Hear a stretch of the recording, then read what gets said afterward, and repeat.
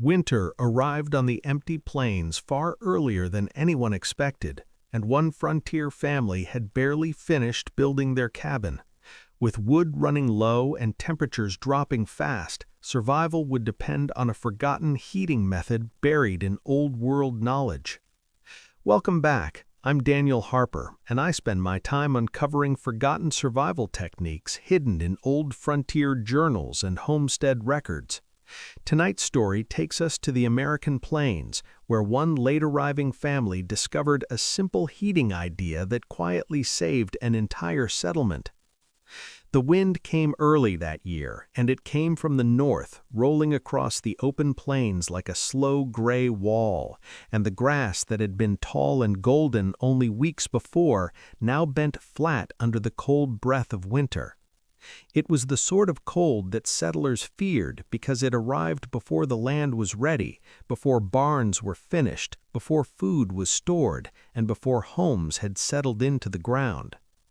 John Whitaker stood beside a half-built cabin on the wide frontier plain and watched the sky darken with the first drifting snow. He had come west with hope, like thousands of others, chasing land and the future, but the truth of the frontier was simpler and harsher. The land did not care about hope, and winter did not wait for late travelers.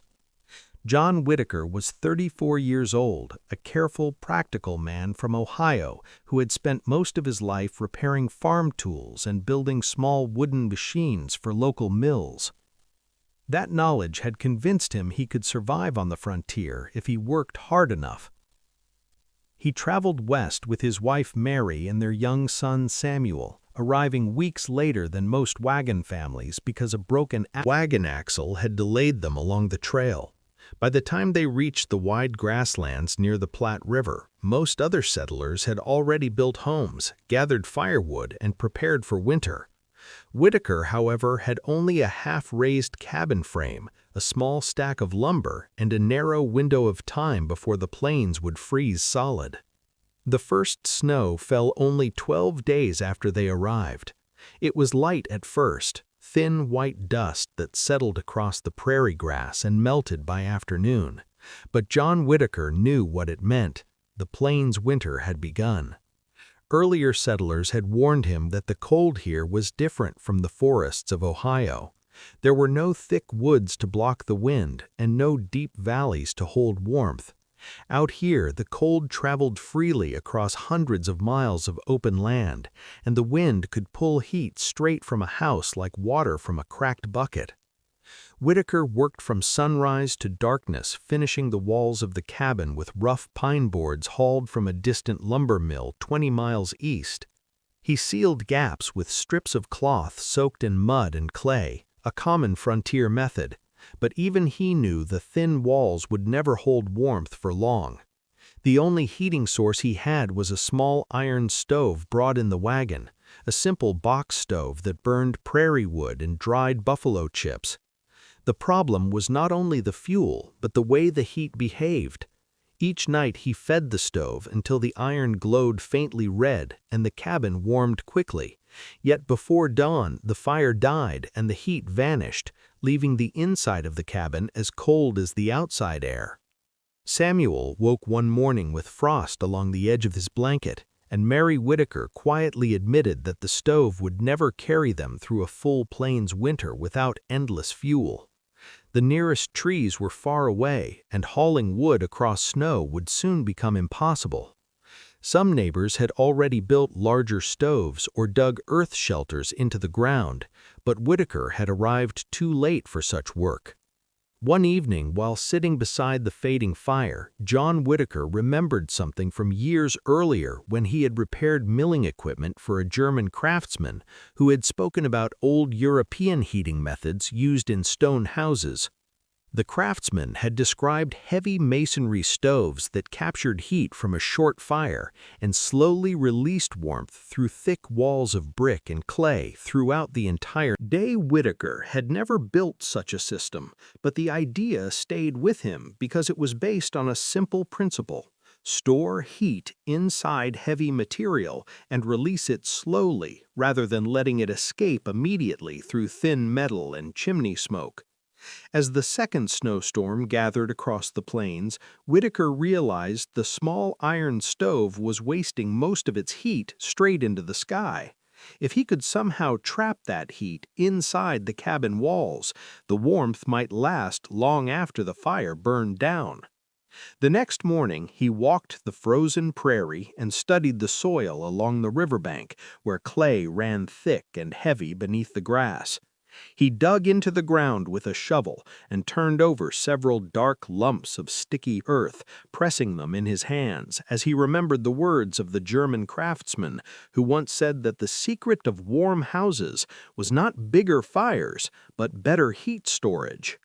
Whitaker returned to the cabin with a quiet plan forming in his mind, though he knew the work would be difficult and many settlers nearby would likely think he was wasting precious time while winter closed in across the plains.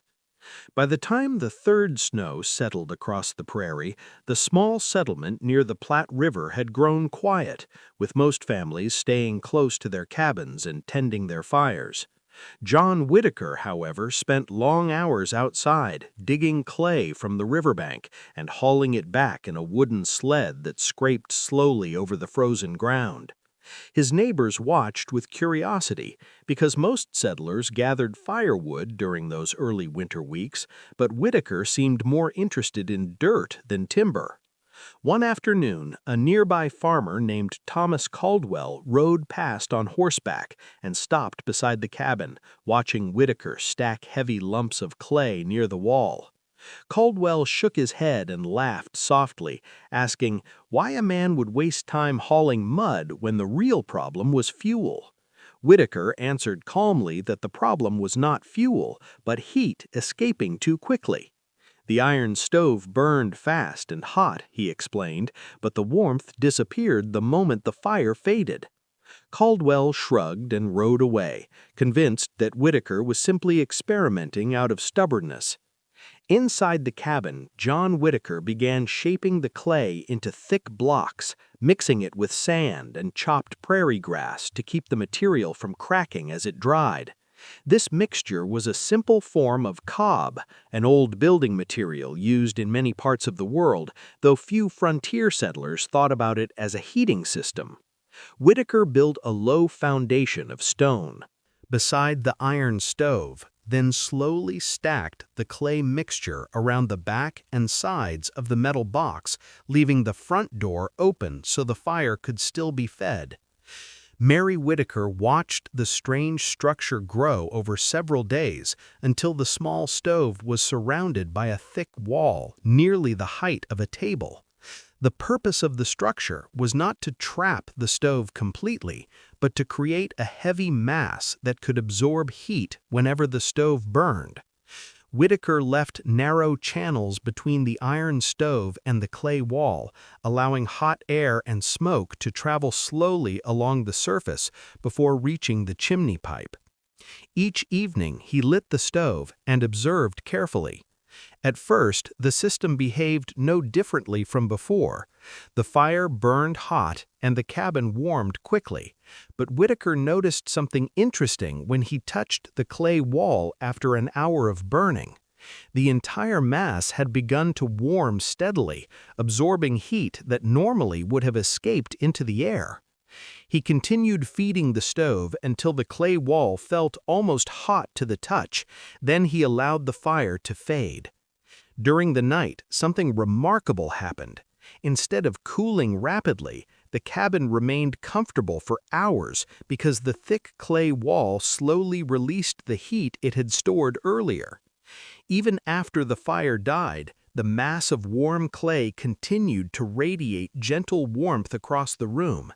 By morning, the air was cooler, but not frozen like before. Mary Whitaker noticed immediately because Samuel no longer woke shivering under blankets. Encouraged by the results, Whitaker improved the design over the following week. He extended the clay wall upward and added a horizontal bench made from packed earth along the side of the structure. This bench sat directly against the heated mass, allowing anyone sitting there to feel warmth even hours after the fire burned out.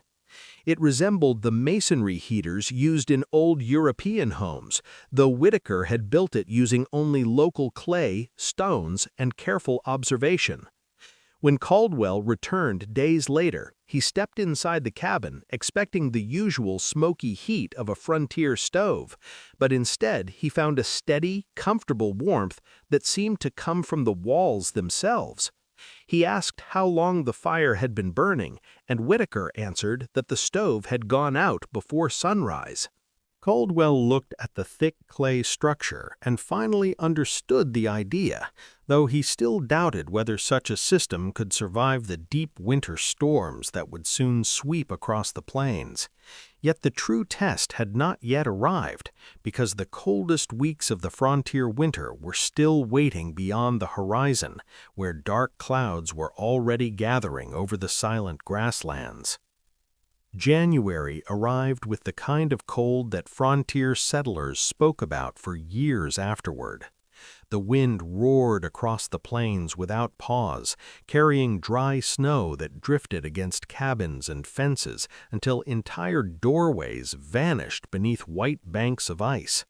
Temperatures fell so low that water buckets froze solid inside homes, and the sound of trees cracking echoed across the distant river valley. Families burned through their wood piles quickly, feeding stoves day and night, yet many cabins still struggled to hold warmth because thin walls and constant wind pulled heat away faster than most fires could replace it. During the first great storm, Thomas Caldwell rode out to check on nearby families and eventually stopped again at the Whitaker cabin, expecting to find the same desperate struggle against the cold. Instead, he discovered something unusual.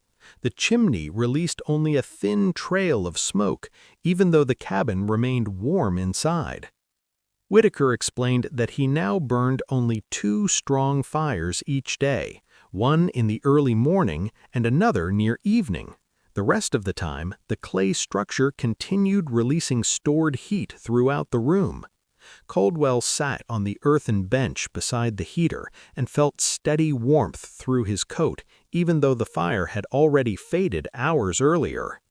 The principle behind the system was simple but powerful. The iron stove still produced intense heat from burning fuel, but instead of allowing that heat to escape quickly through air and chimney, the surrounding clay mass absorbed energy slowly, like a battery storing power. Thick earth materials have high thermal mass, meaning they can hold large amounts of heat energy and release it gradually as surrounding air cools.